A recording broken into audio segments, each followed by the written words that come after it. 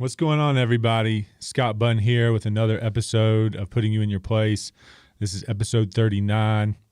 We're going to talk about today. All right, so we look a little different today. I don't have a guest. My guest canceled. So we've got to roll with it. We got to, we've had contingency plans for this situation. So we're fully prepared for a great show today. And we're going to talk about some of the things that I do, some of the things that I'm involved with. I'm a real estate agent here in Blacksburg, Virginia. For those that don't know, I produce at a high level. That's not bragging. That's just facts. I've got big goals and I'm trying to help a lot of people, and we've been able to achieve a lot of things. And with this content, I've been doing this content for a while, just maybe not in this form. Back in 2018, I did a video about rent to own, and we put it on YouTube, and that is my most watched video that I've ever put out. It's got almost 12,000 views, and it's got comments, and it's got a lot of dislikes, and it's got a lot of likes, and it continues to be watched today. So this is kind of like my 2021 version of what to really look out for, and the mindset behind that video, and why I was so critical of the rent to own scenario back in 2018. I've kind of softened up a little bit on it, but not too much, because I just know that morally it is not in the public's best interest to do like a rent to own type of deal. So I want to talk about kind of the history of rent to own, and what's happened in the past, and what I've experienced, and I want to encourage you guys to know what to look out for. So number one, I want to give you the mindset of people that want to offer rent to owns. Okay, so the seller that wants to offer you a rent to own, the seller that has the rent to own, there's two scenarios. Is that they are pricing it so high that the average buyer wouldn't buy it. Okay, they've gotten in a situation where they needed to get creative to get to their number. So they're offering it to somebody. Their target is offering it to somebody that is a little unstable. Like, they don't quite know where they are. They're like dipping their toes in the water of the pool. That's kind of the scenario. It's like you're not fully committing to buying it, and I'm not fully committing to selling it.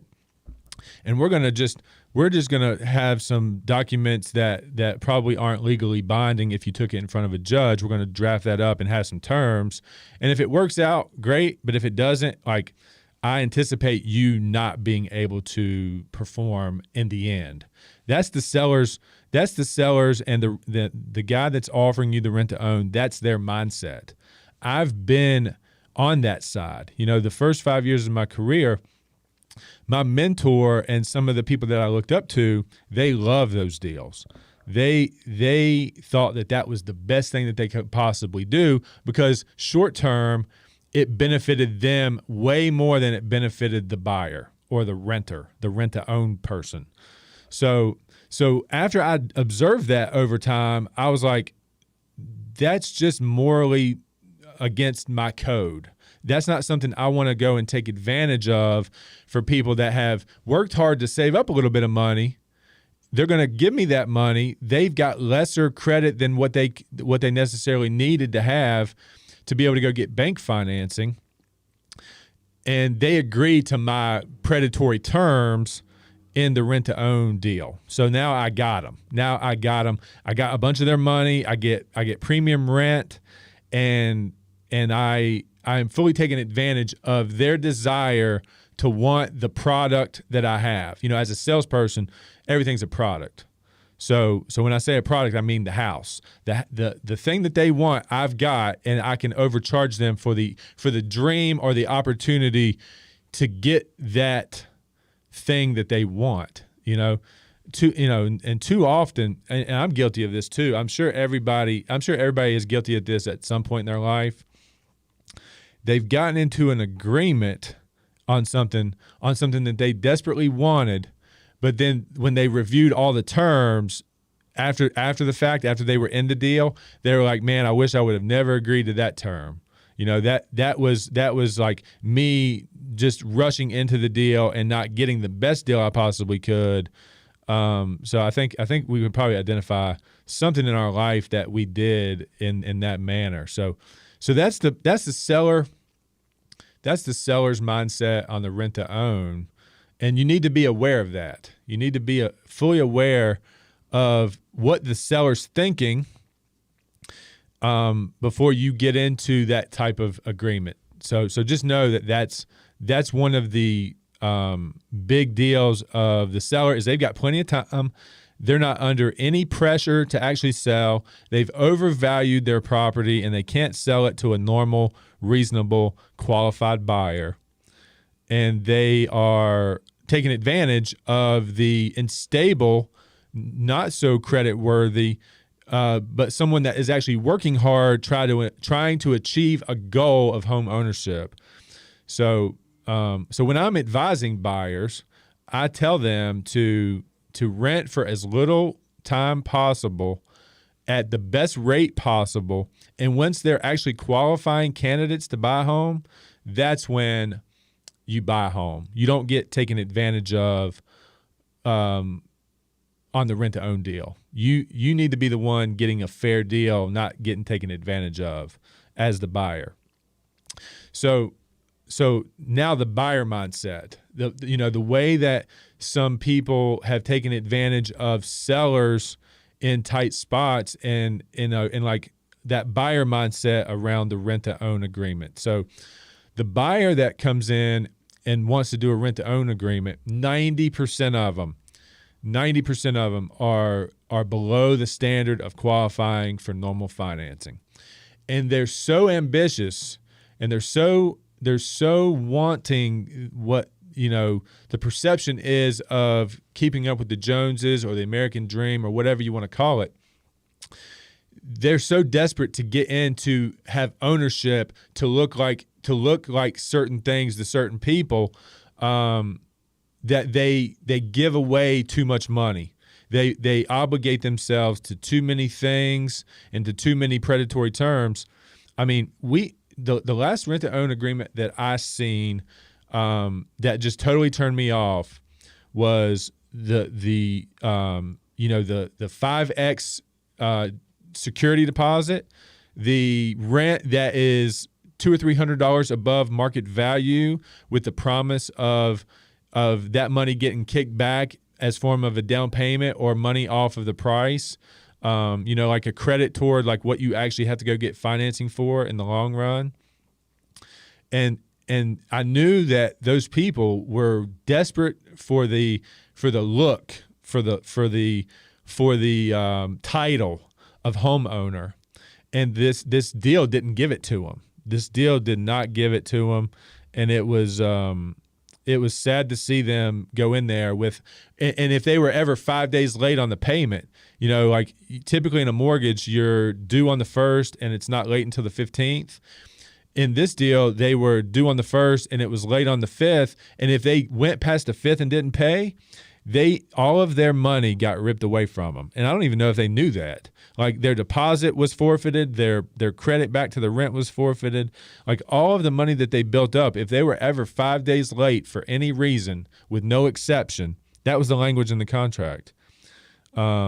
They lost all their money. So that's a scenario that you don't need to be involved in. And that's why I was so critical of that.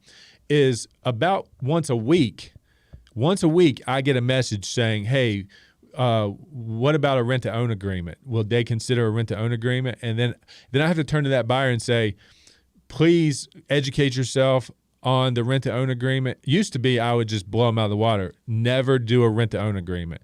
But now I say, educate yourself on the rent-to-own agreement. Make sure you understand the terms and make sure that there's defined areas of the contract that's not predatory. And that's where me as a real estate agent could come in and look that over and advise you to give you my best advice so you don't get trapped and you don't get all your money siphoned away over a 5-day grace period that would never fly if it went to consumer protection. If you took that to consumer protection agency, they would definitely look at that as a predatory practice, and would be looked down upon from anybody that's regulating commerce at a big scale. So if you did this and it became aware into the big powers, like they would have big problems with what you're doing if you continue to do that to people. So there's the mindset. There's the mindset of the rent-to-own seller. There's the mindset of the rent-to-own buyer. And I really hope that helps you guys navigate this. And I would still encourage you guys and gals to not consider these deals, to rent for as little as time possible, get your things cleared up, and then qualify with normal bank financing or ask for owner financing. Those are the reasonable options because in owner financing, the title actually trades hands. You pay the taxes. You are obligated for the condition of the home totally. You're obligated for, and you have all the benefits of being able to do anything to the property that you want to do. It's legally binding yours, where the rent-to-own agreement is just a handshake pretty much, unless something goes wrong and you take it in front of a judge and a judge decides. So that's the difference between a rent-to-own agreement and an owner finance agreement, is that the rent-to-own agreement is not technically yours. It's just a promise that it will be one day. The owner finance deal, the home is actually yours. So keep that in mind. Okay. Moving on. All right, so I did this 2018 video, and it got some comments, and I'm going to just read a couple of these comments. Okay.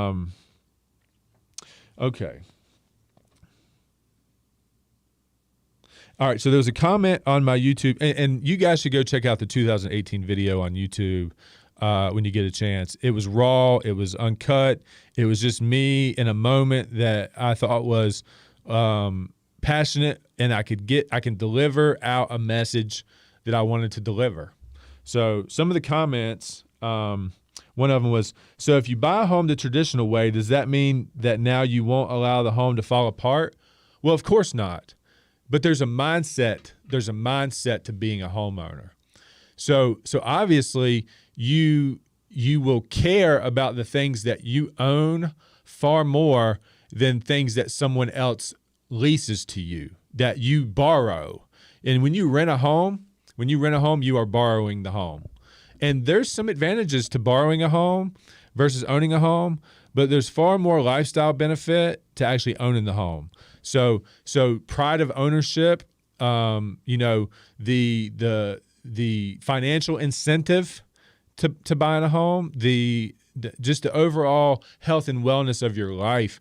I bet there's data out there that shows that people that own their homes live far more fulfilled lives than the people that are renting homes, as far as if they do it at the same amount of time. So if you owned a home for 20 years versus renting a home for 20 years, the lifestyle and everything that you were able to achieve in your life from being a homeowner versus being a renter for the same period of time, I bet there's data out there.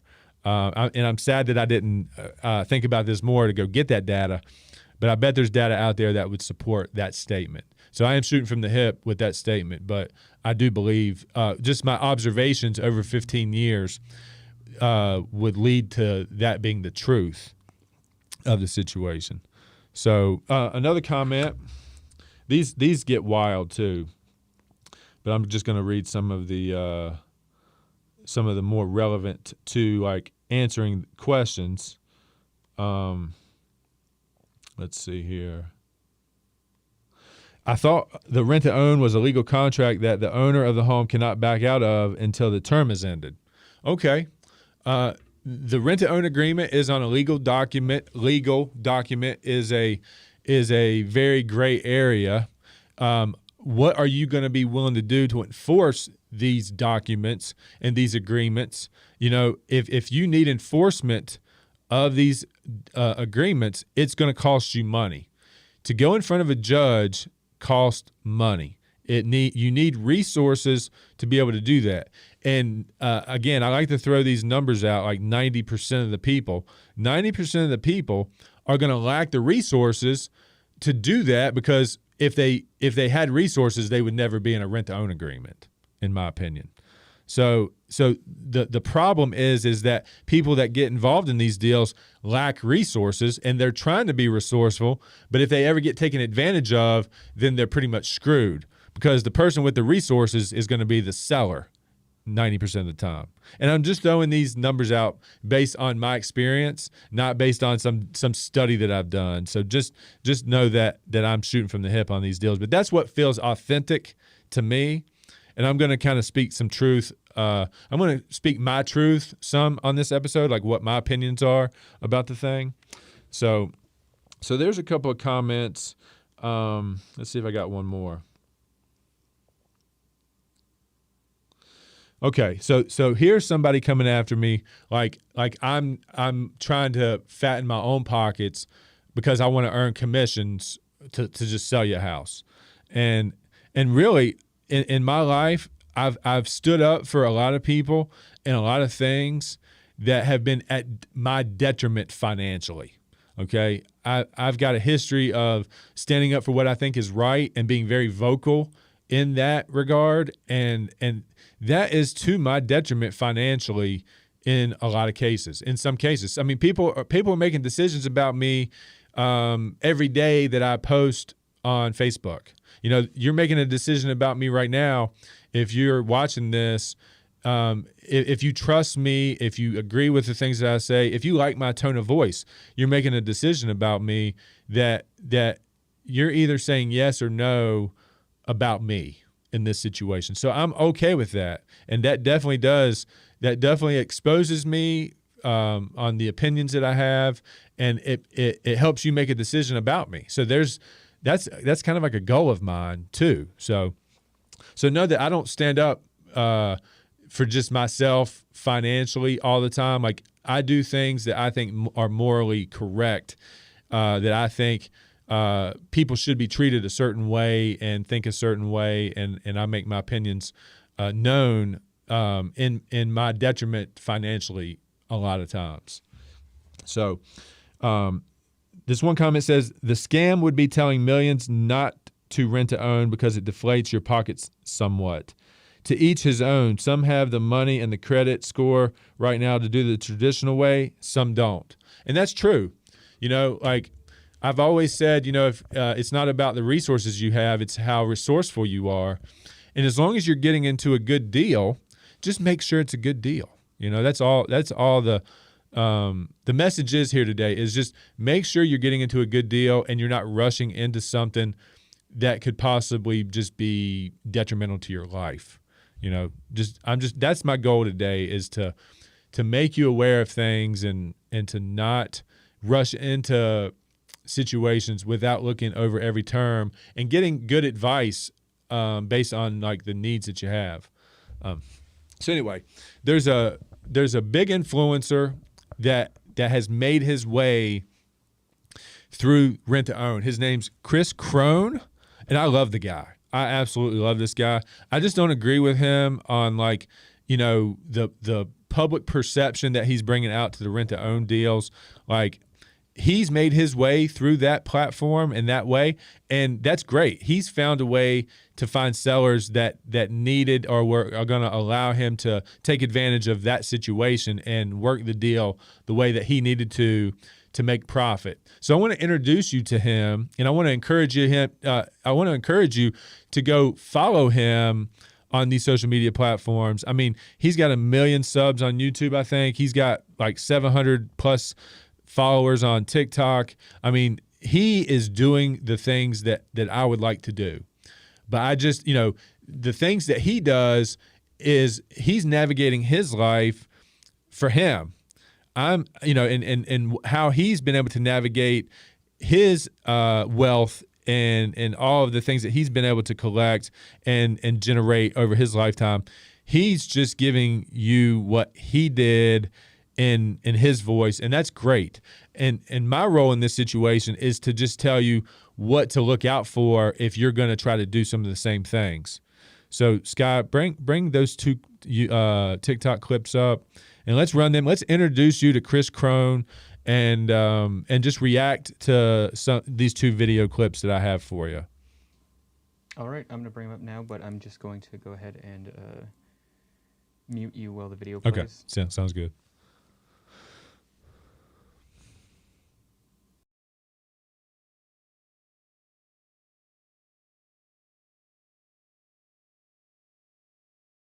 In the game of real estate, and I bought my second property. My first one I lived in for free because my basement paid my mortgage. Sure. Person's number one expense in their life is their living circumstance. So my house was paid for. I bought my second house. I had a $600 a month residual income off of that. And I thought, man, I can't retire on $600 a month. But you know what? For as poor as I was for the money I wasn't making, that extra $600 a month, I was like, oh my gosh, that is starting to like cover a whole bunch of the rest of my bills. Go ahead. So my reaction to that is, what loan did he use to get into that style of home? Was it a multifamily home? Did he have 20% down? Was he able to utilize FHA financing? Like, the whole story's not there. So like, when you watch people like that have these tremendous success stories, just know that there was some struggle and some pain along the way, and it's not all sunshine and rainbows. And just like, you just float up to the top. That's just not the real world. I mean, the real world requires a strategy around, like, how do I get into financing, and what is my down payment requirements, and how am I gonna attract a buyer to rent my basement if the basement's not finished or there's no access to get down there. So like, those are very challenging things to do, is find a duplex for your first home and get the financing that allow you to get in without saving, $40,000 or $50,000. That's a tremendously hard thing to do for most people, is save that amount of money. So, we have strategies that could get in, and he might have used a rent-to-own strategy to get in, and that would be, as long as the terms were fair and the landlord understood what he was doing, and there was no predatory practices in the agreement, then more power to him. So I love that strategy of having a property that you could rent out similar space in the same property and pretty much cover your mortgage. I love that idea. That's a great idea. That's something that a lot of people should try to do. But how you get there, know that you have to know how to get there. And you didn't really hear that in that clip.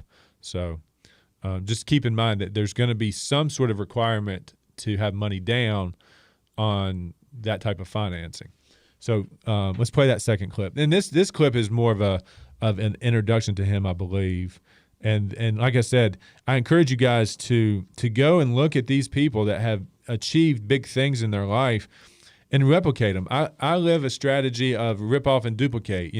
My coach, my real estate coach, we're always talking about R&D.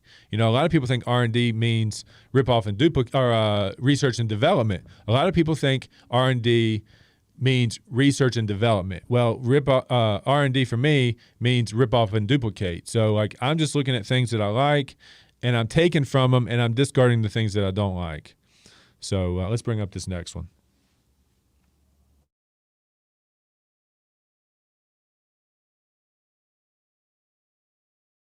Why are most people winding up poor? Why are most people winding up poor than they want at retirement? It's because they're going for safety.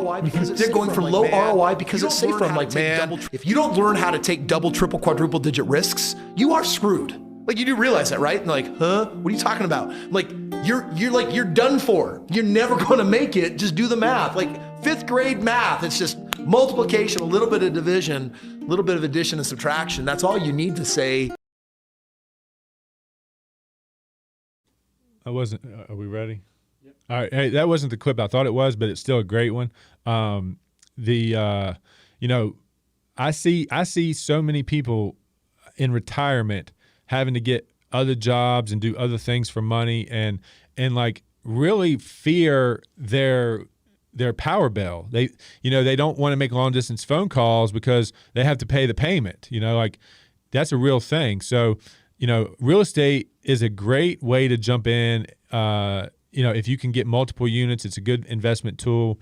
And the rent-to-own thing, if you do it right, if you do it like he did, and you can go and find his content. If you do it like he did, it's a viable strategy to build wealth, but it's risky.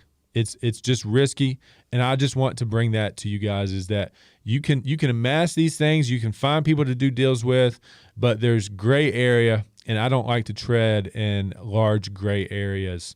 I want things to be clear on one side or the other, and that's pretty much the message today. So we'll just get into the five things you need to really look at or do in the rent-to-own agreement if you do get involved with a rent-to-own agreement. Number one is, how long's the term? How long do you feel like you're going to need to do those things? You're going to need to be in that agreement. It cannot be an indefinite agreement. You need to talk with your lending partner. If here locally, if you want to contact Dave Sheeler to kind of nurture you and put you on a path to know how long it's going to take you to be a homeowner if the certain things happen and the right things go your way. You need to make sure that it's clear that this is not an indefinite thing, but you have like renewal options, and that they're not going to be able to strip this thing away from you if it goes longer than that term. But you need to limit the amount of time that you do this. It's financially in your interest to do this for as short a period of time as possible. Okay, so just know how long the term is. Set the term yourself. Say, hey, I want to do this for 2 years, and this is the payment that I'm willing to pay, and this is the obligation I want you. Like, you need to be at the table strong in negotiation, in my opinion, because you're probably going to overpay for the place. If especially in the 2021 market, if you're in a rent-to-own deal, you're overpaying. You're overpaying, but you're getting access to the deal that you couldn't have gotten access because you can't get bank financing. Okay. Number two, grace period for your payment. I touched on that earlier. Have as much of a grace period as you possibly can, and then there's a late fee. Just make sure that they're not going to rip all of your down payment and the credit back on rent to you. Just make sure they're not going to rip that away. Get that out of the deal if you possibly can, or extend that in the deal as long as you can, because the normal mortgage company is giving you 15 days and they're not reporting you late until 30 days. So you get due on the 1st, not late until the 15th, and not reported until the 30th. So the credit bureaus don't even know you're late until it's after 30 days late. So that should be a standard in your deal on the list, on a rent-to-own deal. So just know the grace period and negotiate as high of a grace period as you possibly can on your rent-to-own deal.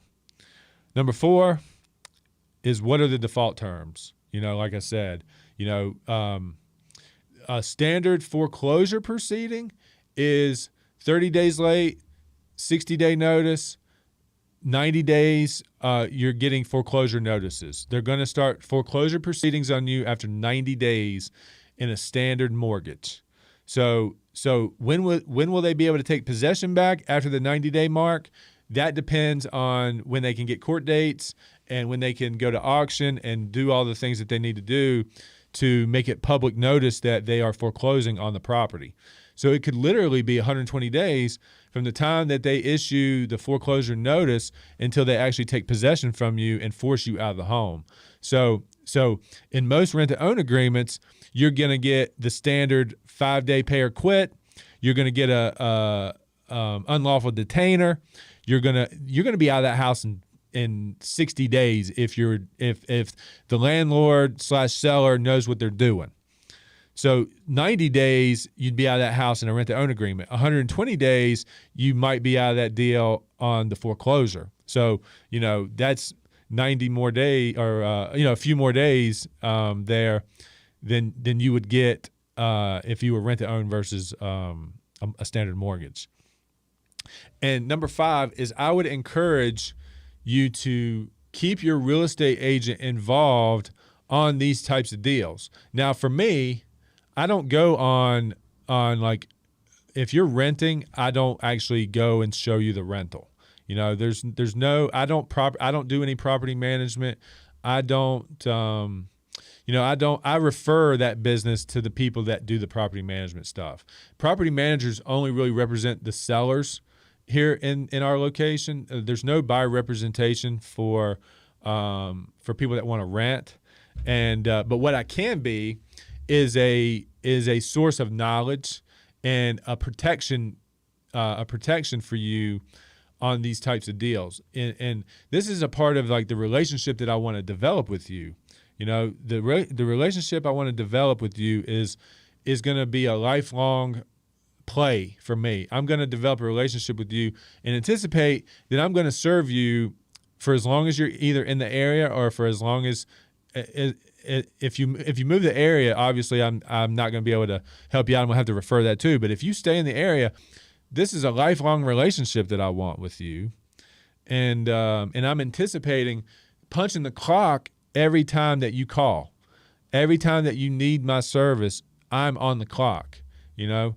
So me trying to get you through a turbulent time in your life to help you build and help you collect things and gain assets and achieve in your life.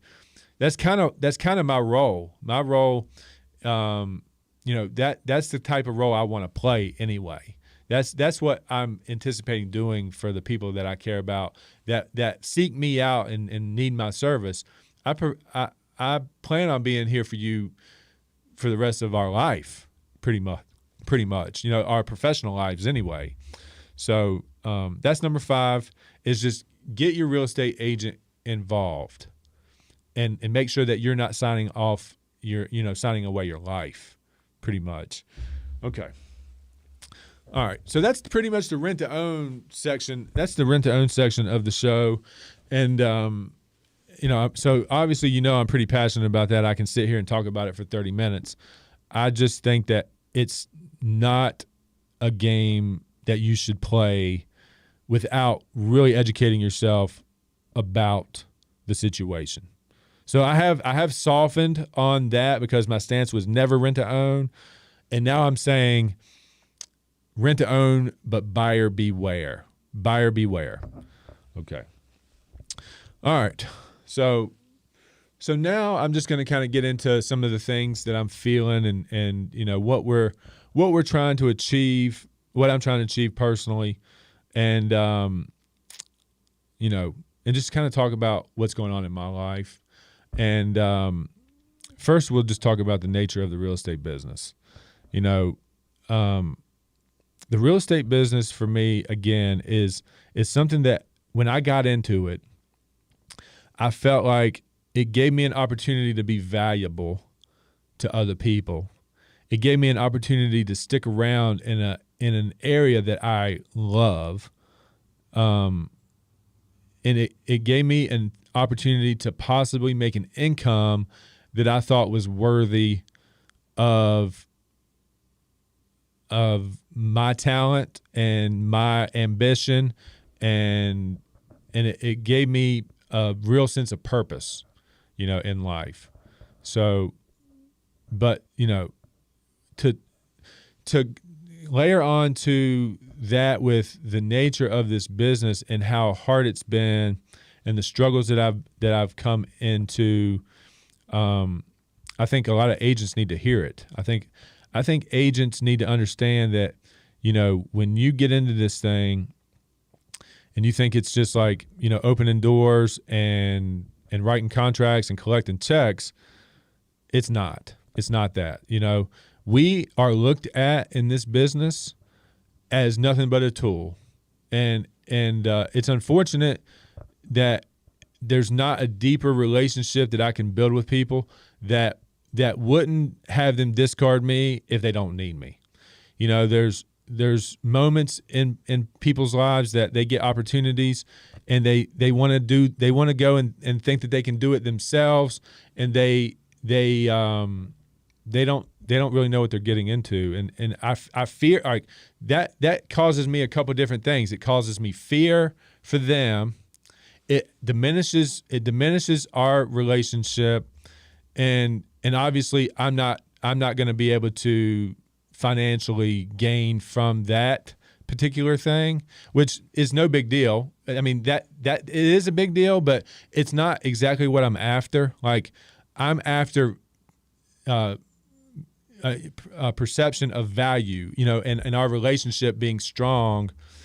And when I'm getting clients going out finding deals and not bringing me along for that feels like that it's devastating. It really hurts my heart to be discarded like that in that scenario, because, like I said before, I punched the clock for you, and I plan to punch the clock for you for the rest of my career and the rest of my life, as long as I'm in the real estate business.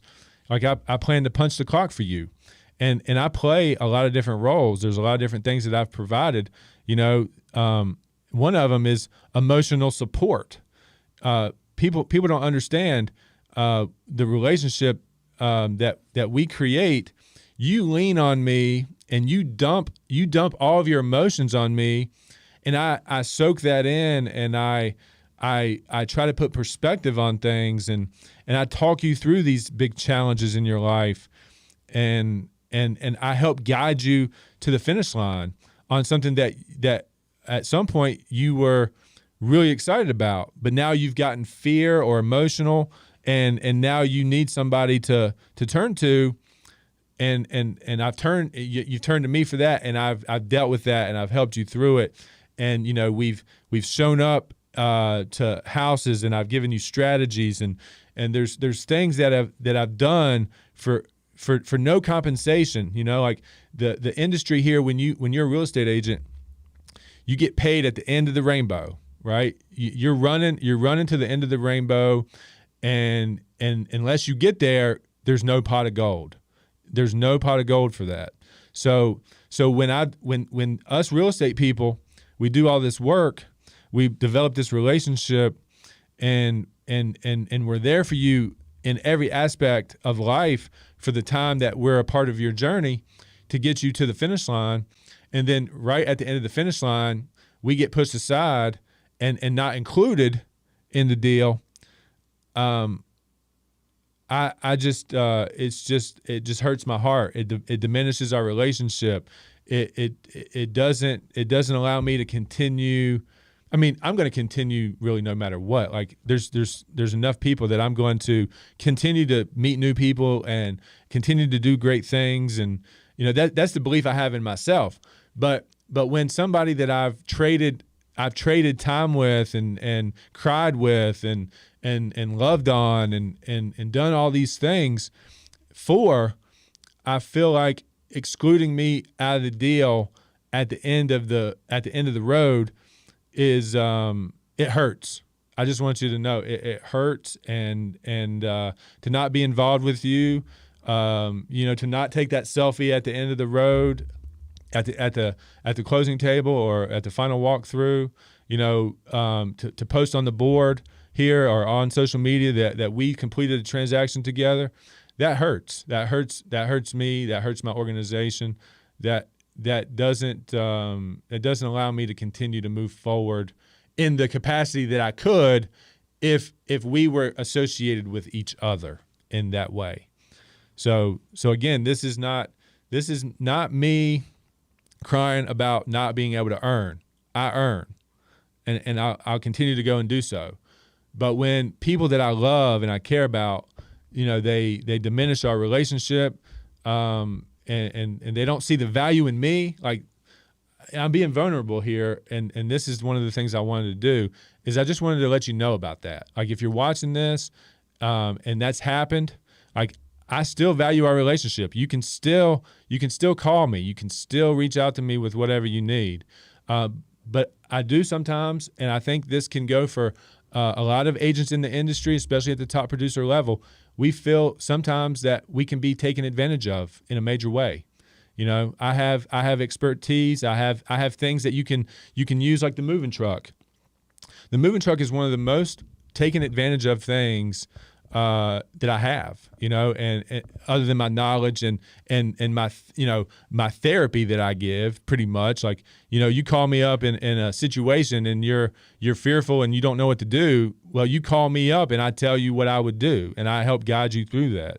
So like, I feel at some times I feel majorly taken advantage of for all the hard work that I've done and all the knowledge that I've gained, and I would just like to be included in the real estate portion of your life, and don't exclude me. We'll figure out a way. It makes sense for everybody for me to be included.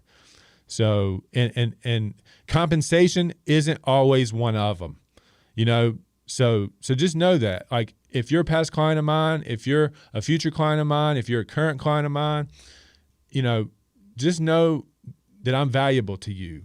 And like I said, I'm not trying to brag. I'm not trying to seem arrogant here, but I believe in what I've collected and the knowledge that I've gained.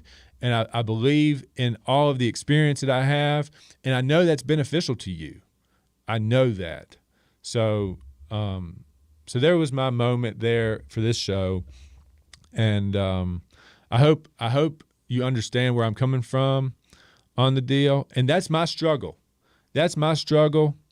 And those are my goals, and I hope you further understand and have a deeper understanding of who I am and what I'm trying to accomplish with these statements. So, anyway, moving on. All right, so we've got some big things happening in the local community with state delegate seats and town council seats and supervisor seats, and we want to give an open invitation, given that we can schedule you in when we have holes or open spots. Like, we want to invite everyone that's running for state delegate, town council, anybody running for political office or a chair that is going to help make decisions to lead our community. We are open to having a discussion with you, no matter if we differ in views. I would like to bring somebody on in here, and we have a spirited debate on political issues that you stand for that I might not agree with. Like, I'm open to a discussion with some local leaders that want to come and use the platform to get more reach and have something that they can use to gain more attention. That's what our goal here is to help small businesses, help understand what's going on in the New River Valley, help leaders become leaders. That's what we're trying to do. We're trying to help leaders become leaders. And then we've got some guests on the list in the future. We do have a couple. We have at least we have one political candidate for Christiansburg Town Council, Tanya Hockett. She's committed to the show on April 6th, and I'm really interested to hear what she's got to say of where she stands on issues, where she stands on the $18 million park, where she stands on some of the social issues and the education issues and the coronavirus and all of the things that have happened here in our local leadership in Christiansburg. Be very interested to hear her talk about that, and interested to hear her talking about how she feels about Blacksburg and the town council decisions that they've made, and if she's a proponent of those or an opponent of those. I'm really interested to get into that episode. And then I've got my buddy Zach Nagel. He runs New River Engraving, and I'm really interested in talking to him. I would encourage Zach to schedule to come in person, but we'll do a Zoom call with him. No big deal. But he's local. I'd like to get him in studio. I'm going to encourage him to come in studio. And, that is pretty much, the other folks I don't have a big history with. Terry Welch is with Wine and Design. We got Jason Lester, a local photographer, Matthew Massey. we got those people scheduled here, and he's a lawn care guy that Jason is Matthew Massey. He's a lawn care guy, and he's built a business. He's 19 or 20 years old. He's got a remarkable story. So we're gonna have him on, and we're gonna truck on. We had a guest cancel out on us. I guess communication wasn't clear on when the show was, and he was out of town or something like that. And hey, life happens, and we keep rolling on. But we appreciate y'all's support. We're 39 episodes in. We're getting ready to hit 40 episodes next week. 10 episodes away from 50. I think that's a huge deal. I think that's an incredible feat here that we've gotten to 50 episodes. And I guess just remember to like, comment, subscribe. We really need to get people over to YouTube. We need 1,000 subscribers on YouTube. We have like 4,000 friends on Facebook. If 1 in 4 would walk over to YouTube and hit the subscribe button, we would really appreciate that. And that would allow us to do a few different things, enhance our services on the YouTube platform. So we would really appreciate that. And Scott, do we have any comments or questions or anything like that? None so far, just people agreeing with you. Okay, great. All right, guys. Well, that's episode 39 of Putting You in Your Place, and we appreciate you so much for tuning in, and all the past clients, all the current clients, all the future clients in my real estate business. You have given me the opportunity to do more things like this, so I appreciate the amount of yeses that I've got. I've gotten a lot of no's in my life, but the amount of yeses that I get in my life, I appreciate those so much. And if you've ever been a part of this business, if ever helped you in real estate, then I love you forever. No matter where we go in life, and no matter what happens in our relationship, if we've done a business transaction together, you have a special place in my heart. So